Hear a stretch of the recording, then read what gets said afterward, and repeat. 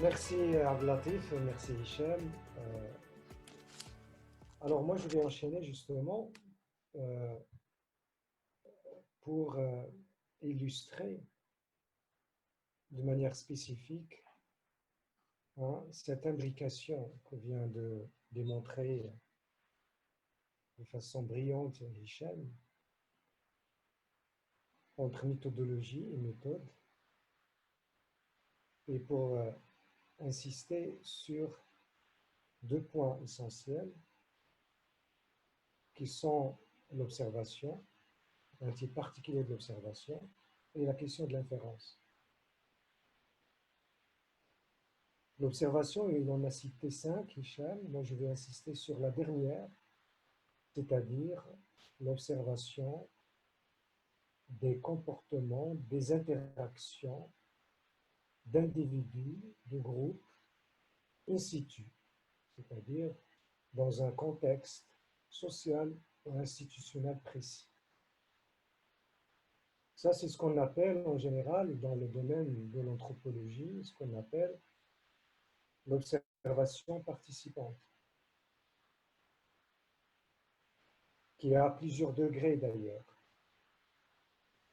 L'observation participante, c'est-à-dire que le chercheur, en tant que participant dans les activités du groupe, les activités sociales, culturelles et autres, il observe.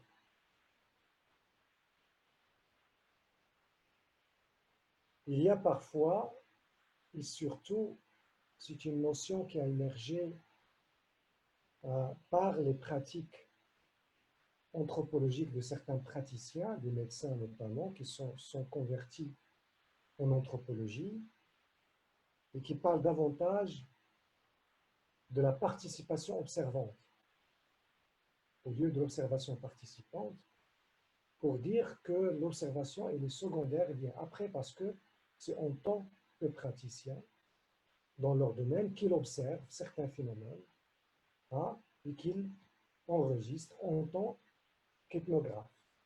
Donc, observation participante, participation observante. Vous savez que l'observation participante a émergé avec le travail de terrain, ce qu'on appelle anthropologie ethnographique. C'est vrai que l'ethnographie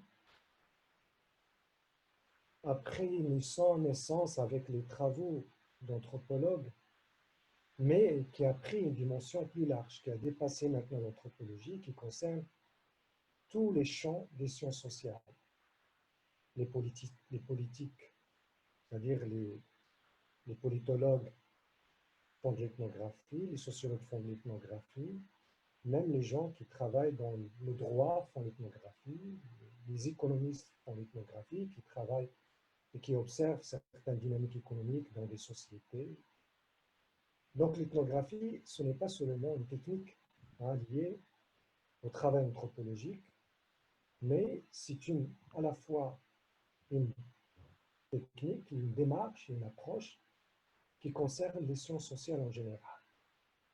C'est-à-dire les gens qui vont faire du terrain pour collecter leurs données, qui vont interagir avec un groupe dans une institution pour collecter leurs données. Donc, pour le dire autrement, l'ethnographie concerne tout le monde qui travaille dans les sciences sociales. Alors, ici je prends la division de Lévi-Strauss. Ici, je vais illustrer aussi ce que Hicham a dit par rapport à la question de l'inférence. Pour Lévi-Strauss, il y a trois, en quelque sorte, étapes qui commencent d'ailleurs avec l'ethnographie, qui est ce qu'on appelle la collecte de données, data collection, et qui nécessite en quelque sorte un travail de terrain qui est le fieldwork. C'est-à-dire, elle correspond à la première étape d'une recherche, anthropologique ou autre. Pour Lévi-Strauss, c'est de l'anthropologie parce que c'est l'anthropologue. Euh, pour Lévi-Strauss, l'ethnographie, ce n'est que la première étape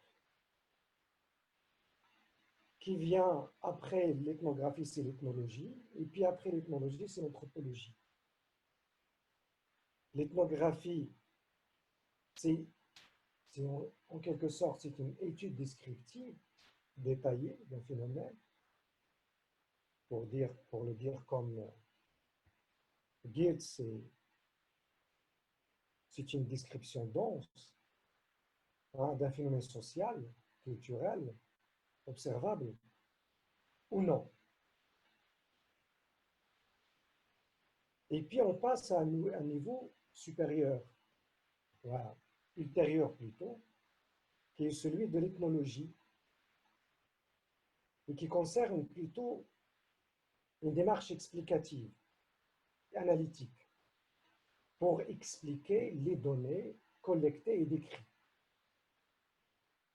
Donc là, on trouve les deux étapes de l'inférence descriptive, l'inférence explicative, pour passer à la troisième étape qui est l'anthropologie et qui concerne la démarche interprétative, hein, c'est-à-dire comment, à partir des descriptions, des données collectées et décrites, analyser et connecter entre elles, c'est-à-dire expliquer comment on peut trouver un modèle interprétatif qui va au-delà de la description et de l'explication in situ qui a été faite dans les deux premières étapes, c'est-à-dire élaborer une théorie, élaborer un modèle, et pour revenir à la question de référence, c'est une étape d'interprétation, interprétative. Donc on trouve là dans la définition que donne Lévi-Strauss de l'ethnographie, l'ethnologie et l'anthropologie, les trois types d'interférences, aller de la description vers la généralisation interprétative. Il faut dire que tout cela veut dire une chose, c'est que, et c'est là où je reviens à une question importante qui a été soulignée à plusieurs reprises par Hicham, c'est qu'on ne peut déconnecter les méthodes de la méthodologie, ni d'ailleurs de l'argument, ni des théories. Le tout forme, l'ensemble forme un tout indivise, c'est-à-dire indivise, chacun renvoie à l'autre, et réciproquement. Autrement dit, les techniques méthodologiques, les outils pour collecter les données, qualitatives ou quantitatives, doivent découler logiquement de notre conception argumentaire et méthodologique.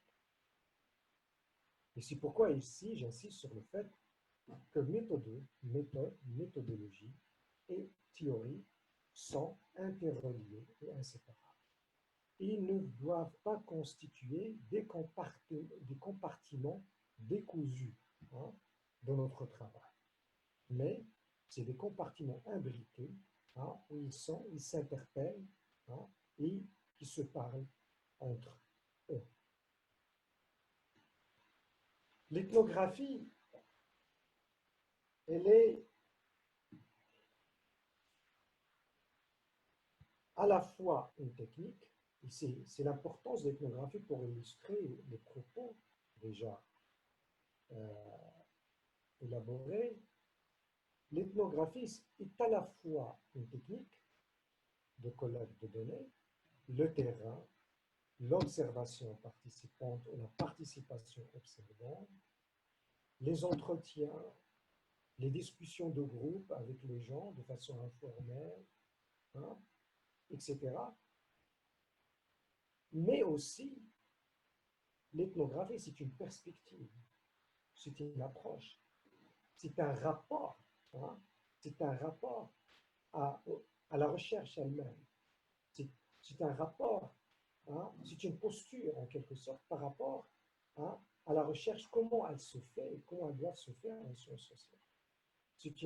pas seulement c'est une collecte de données, mais c'est une forme, c'est un positionnement à la fois théorique, méthodologique, hein, et au niveau des perspectives.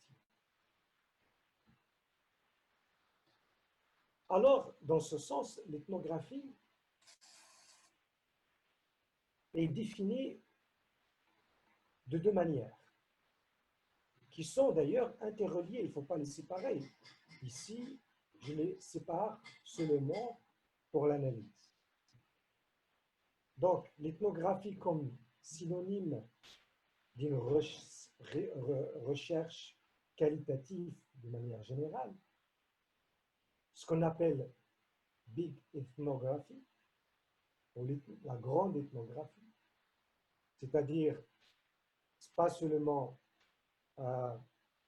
le terrain comme tel, ou une façon spécifique de collecter les données, mais tout ce qu'on fait comme collecte de données, à savoir les entretiens, les focus groups, les enquêtes par questionnaire, l'ensemble des enquêtes qu'on établit, l'ensemble des démarches pour collecter les données font partie de cette big ethnographie.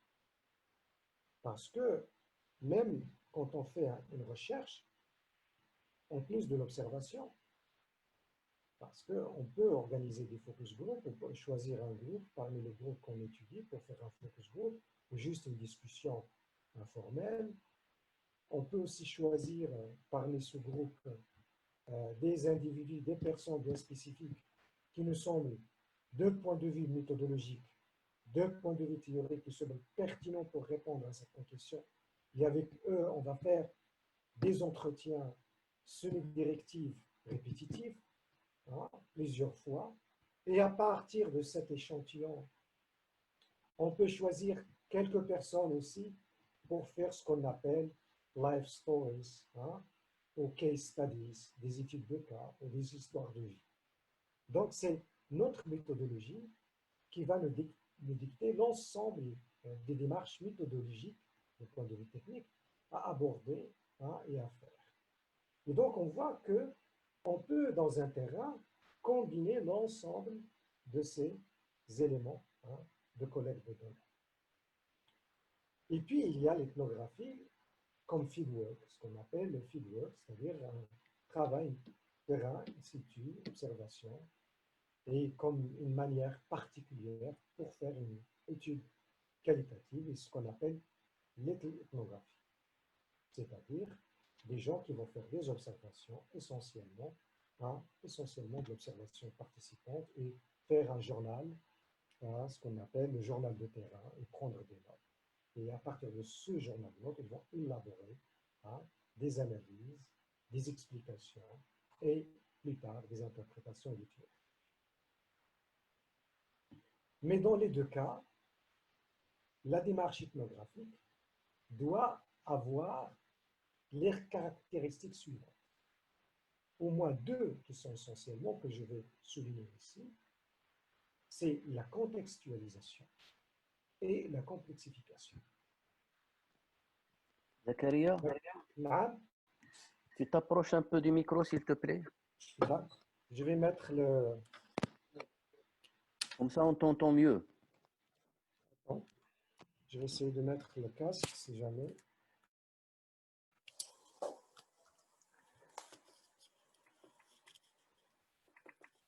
Alors, je vais insister. Est-ce que c'est mieux, Abdelatif? C'est beaucoup mieux. Ah, d'accord, merci.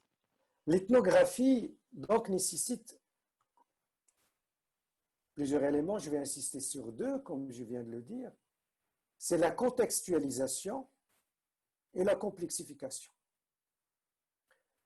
La contextualisation, c'est-à-dire, on doit saisir, appréhender, étudier, aborder le sujet en question dans l'ensemble des contextes dans lesquels il se déploie. Ces contextes peuvent être sociaux, il peut être institutionnel, il peut être culturel, politique ou autre. Et donc, l'ensemble de ces contextes, c'est-à-dire le sujet de recherche, doit être saisi in situ, dans l'ensemble des contextes qui le constituent. Et puis, c'est-à-dire, on fait ethnographie, on travaille sur un contexte spécifique, une dimension bien particulière, mais on doit plus tard le complexifier pour le relier à l'ensemble, à l'ensemble des dimensions sociales et culturelles dans lesquelles il s'intègre. Par exemple, moi je veux travailler sur les pratiques de magie. Ça implique une immersion de terrain, donc une ethnographie pour observer ces pratiques. Je réalise que ces pratiques font référence à un imaginaire, c'est-à-dire à des récits mythologiques, à une histoire imaginaire. Donc ça, c'est un contexte qu'il faut considérer. Et je réalise également que la dimension économique de ces pratiques de magie est importante.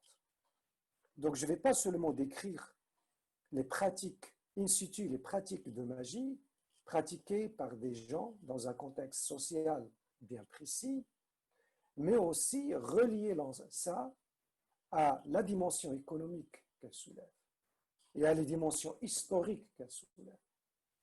Je réalise également qu'il y a une charge politique importante qu'il ne faut pas négliger. Et donc, je dois aussi relier dans l'explication et dans l'interprétation la dimension magique des pratiques des gens parmi lesquels je fais mes observations, je dois les relier à sa dimension politique. Et donc, je réalise, in fine, que pour étudier un simple phénomène de magie, de pratique de magie, je réalise que ces pratiques sont imbriquées dans des dimensions qui les dépassent, à savoir dimension politique, dimension économique, dimension historique, que je dois considérer. Et ça, c'est important, ça vient avec le processus, c'est-à-dire à partir de la description d'un phénomène spécifique de la magie, je passe à une explication pour essayer de faire des liens avec d'autres, et puis des interprétations pour essayer de comprendre, le significance, la signification et l'importance de ces interrelations et de ces imbrications. Alors, certains anthropologues, notamment celui qui a commencé le premier, qui a forgé le premier le concept, le fait social total, justement fait référence à ça. C'est-à-dire qu'un fait social, on ne peut le comprendre qu'en le liant à l'ensemble des pratiques et des institutions sociales, culturelles, politiques qui mobilisent. C'est-à-dire, à partir d'un phénomène spécifique, on réalise sa dimension totale, sociale totale.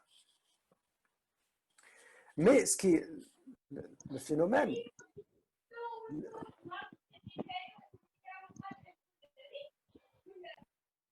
pardon? Madame Kaussar, merci d'éteindre votre micro. Pardon. Ok. L'importance de ce concept de fait social total, c'est qu'il permet de réaliser que le phénomène social ne peut pas être dissocié et il ne peut pas être réduit à un seul niveau de la vie sociale. Et qu'il faut toujours le comprendre dans sa complexité sociale. Alors, l'ethnographie. Quand on dit l'ethnographie, c'est-à-dire faire une recherche in situ, mobilisant un ensemble de techniques de collecte de données, Cela suppose deux éléments importants, c'est-à-dire l'accès à ce terrain. Comment on va négocier l'accès à ce terrain?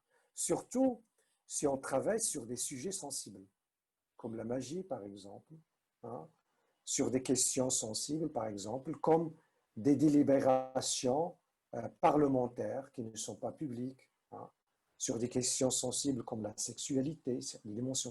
Alors l'accès s'impose.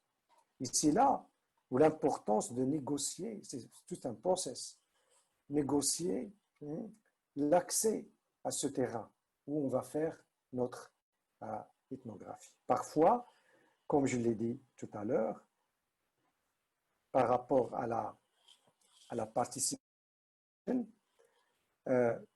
cet accès ne se pose pas parce que l'observateur, c'est un participant et c'est un participant principal.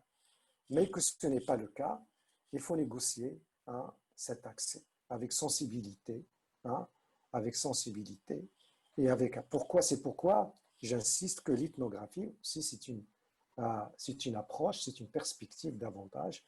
Et à travers de cette démarche, il faut négocier comment on peut accéder progressivement à ce terrain. Si je prends par exemple l'exemple de tout à l'heure, la magie, travailler sur la magie, ça demande une négociation. Pourquoi? Parce que, imaginez, travailler sur la magie avec des techniques, par exemple, une enquête avec questionnaire.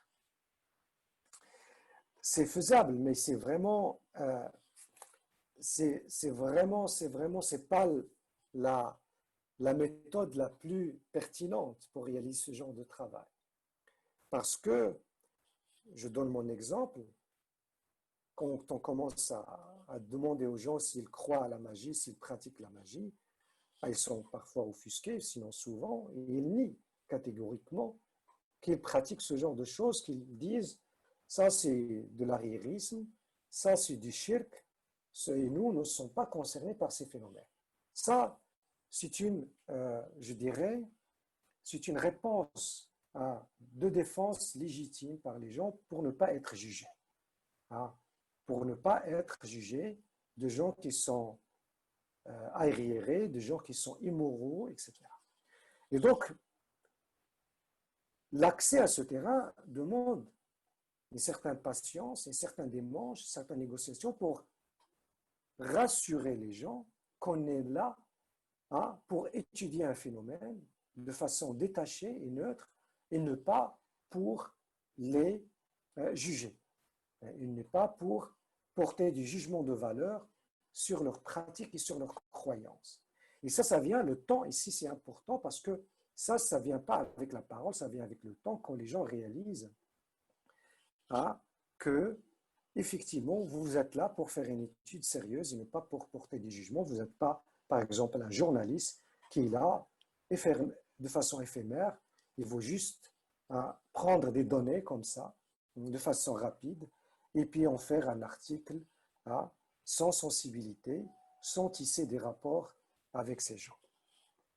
Parce que moi, je me souviens, quand je travaillais sur la question, les gens disent « Ah non, non, moi, ça c'est shirk, ça c'est takhallouf, moi j'y crois pas, absolument pas. » Et puis, plus tard, ce sont les mêmes gens qui disaient « C'est takhallouf, c'est du shirk », qui me renseignent sur certaines pratiques, qui me renvoient chez certains praticiens de la magie et des pratiques de guérison. C'est parce qu'il y a une confiance que c'est établie entre nous. Ici, il y a aussi la question de la distance. Et ça, c'est un dilemme. C'est-à-dire, comment, tout en étant proche, parce que c'est ça l'enjeu de l'ethnographie, c'est d'être proche. Comment, tout en étant proche, de garder une certaine distance. Et tout ce processus de distanciation, il est important à considérer dans tous les domaines. C'est une distanciation, premièrement, par rapport à nos présupposés. Ça, on en a parlé pendant la séance précédente, c'est-à-dire pre-assumption, tous nos a priori sur une société, sur une culture, sur une région, sur un groupe social, soit ça, on doit on se débarrasser, ou bien au moins, comment dire, to freeze it, to le congeler au moins pour un moment. C'est-à-dire on doit se débarrasser de ça, de ces jugements, ils ne doivent pas guider notre recherche. Comme aussi on doit garder notre distance par rapport au groupe tout en étant proche. Cette forme de distanciation. C'est-à-dire ne pas être tout proche et ne pas être assez loin. Alors, en général, il y a un terme technique qu'on utilise pour désigner cette procédure ou ce process de distanciation, c'est ce qu'on appelle l'objectivité. Moi, remarquez, objectivité, je l'ai mise entre guillemets. Vous verrez pourquoi.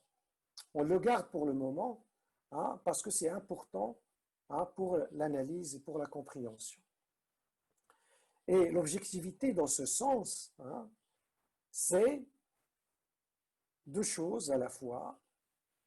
La première, c'est-à-dire être détaché de nos a priori, de nos présupposés déjà préétablis sur un groupe, sur une société, sur une région, sur des individus, etc., sur certaines pratiques, et aussi détaché des gens, des groupes, des individus qu'on est en train d'étudier.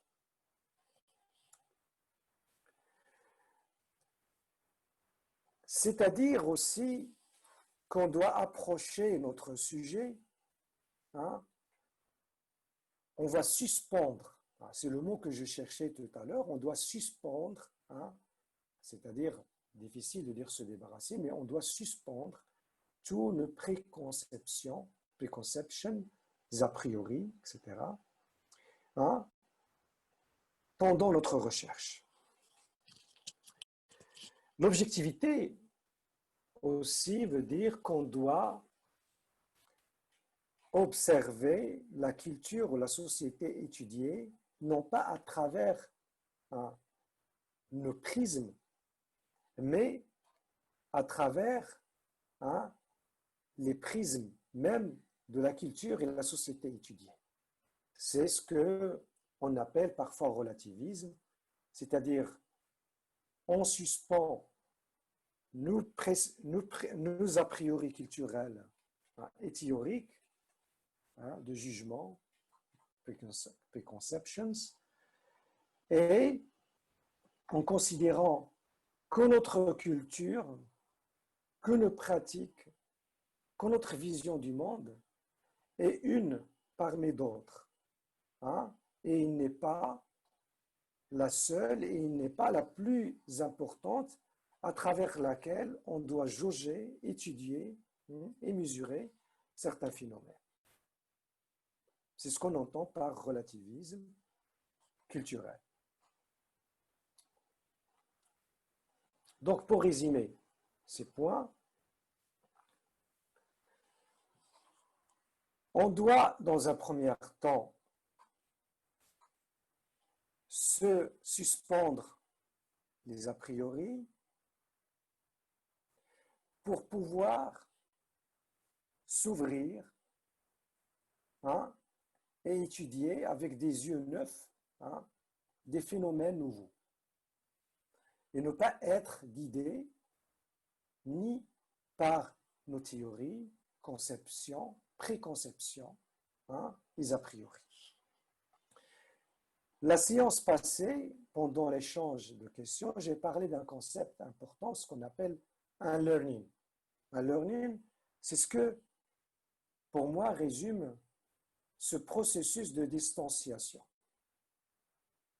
C'est-à-dire, en même temps qu'on veut apprendre à des gens avec lesquels, ou parmi lesquels on veut faire nos études, C'est-à-dire, on doit, dans ce même processus d'apprentissage, on doit faire ce qu'on appelle le désapprentissage.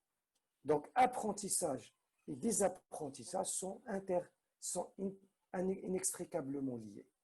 On ne peut apprendre des gens que si on se désapprend de nos conceptions et de nos préconceptions, soit culturelles, soit théoriques. Et ça, c'est très, très important. La distanciation que je viens, le unlearning, c'est-à-dire si on veut étudier un groupe, apprendre de ce groupe, on doit aussi désapprendre nos propres préacquis et a priori. Alors, revenir à l'objectivité, pour la nuancer, parce que c'est important dans un travail. Il y a deux approches qui veulent être l'antipode l'une de l'autre, à savoir le positivisme et le naturalisme. C'est-à-dire le positivisme, c'est-à-dire étudier un sujet, un objet, comme si on étudie un phénomène scientifique. Pour revenir à la question de l'observation, c'est observer un groupe, c'est comme on observe dans un laboratoire des cobayes. C'est-à-dire on peut appliquer des techniques scientifiques d'observation pour aussi observer des pratiques, des comportements humains dans un contexte social précis. C'est-à-dire qu'on peut appliquer des catégories scientifiques pour étudier un phénomène sociologique. Le naturalisme, il veut critiquer cette posture positiviste pour dire non, on doit étudier le phénomène social dans son contexte naturel.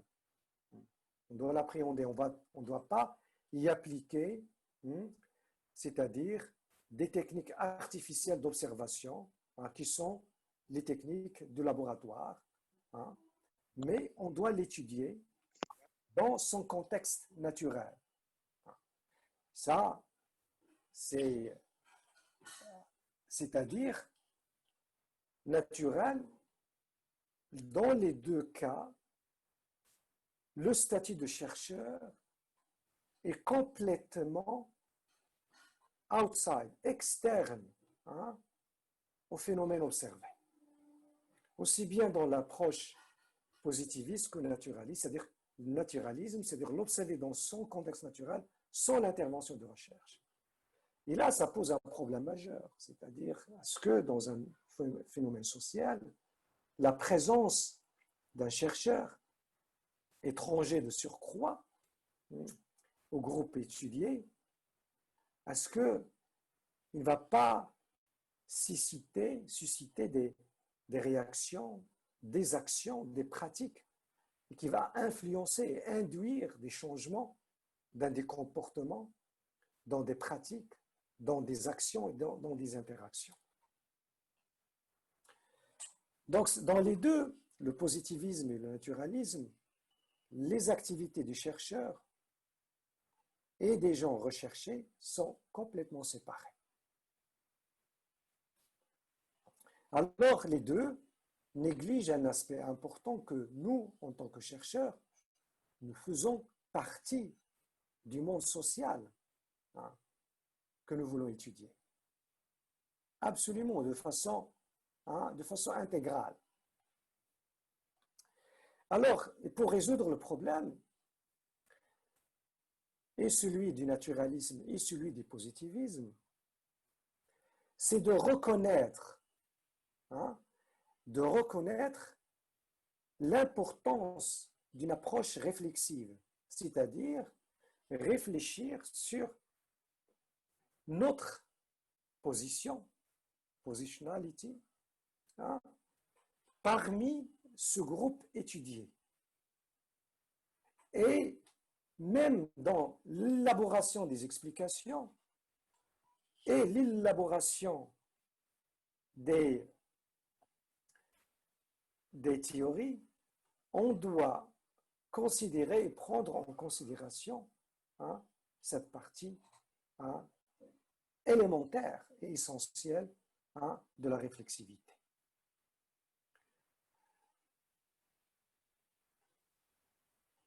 Parce que nous appartenons à des groupes sociaux différents,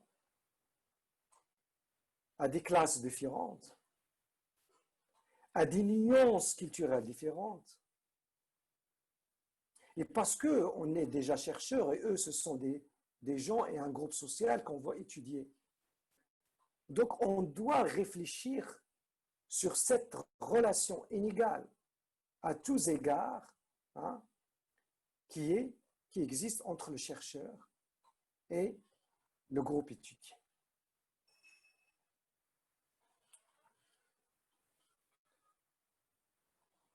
Et ça, c'est important parce que non seulement il a une dimension théorique, mais aussi il a une dimension politique, parce qu'il permet de réfléchir sur des rapports déséquilibrés, sur des rapports de domination, sur des rapports. Et quand on est conscient de ces rapports, on va être beaucoup plus sensible et on va approcher le groupe avec une manière sensible qui va essayer de nous rapprocher.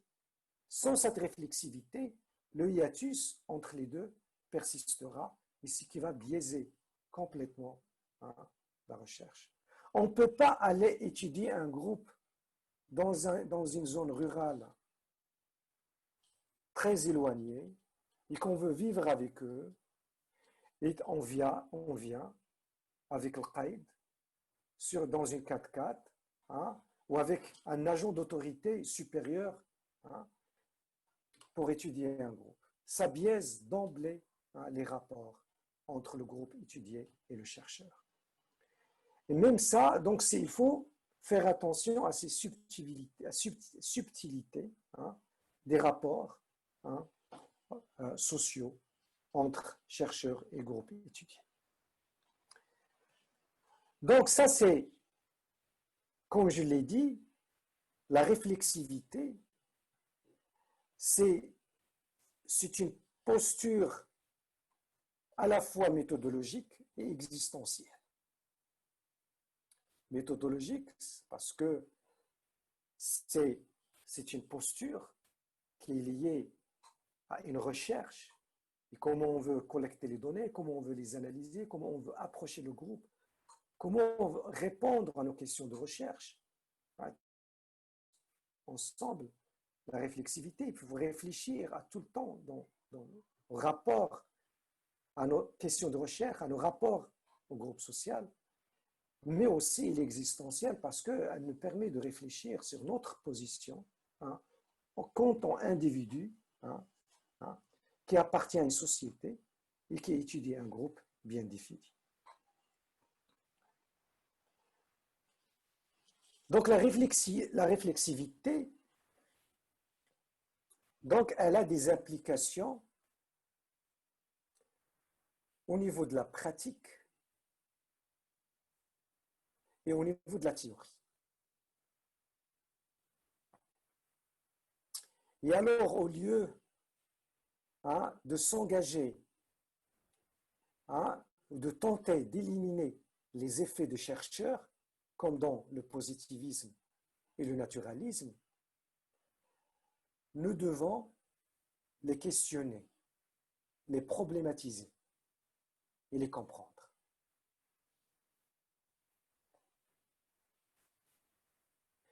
Et les théories que nous développons